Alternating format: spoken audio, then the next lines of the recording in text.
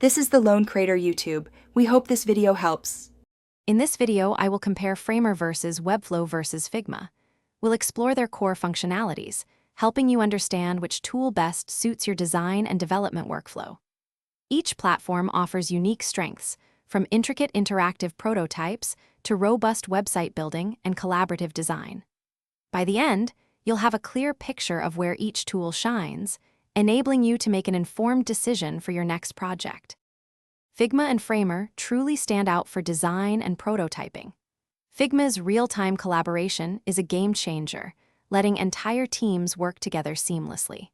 Framer, on the other hand, empowers designers to build incredibly interactive prototypes with complex animations and transitions, often indistinguishable from a finished product. While Figma focuses on broad design capabilities, Framer pushes the boundaries of interactive fidelity, making it ideal for showcasing intricate user experiences before any code is written. Webflow shines when it's time to bring your designs to life on the web. It's a powerful no-code platform that lets you build and launch fully responsive websites with complete design freedom. You can create custom interactions and animations, manage dynamic content with its integrated CMS, and even host your site directly.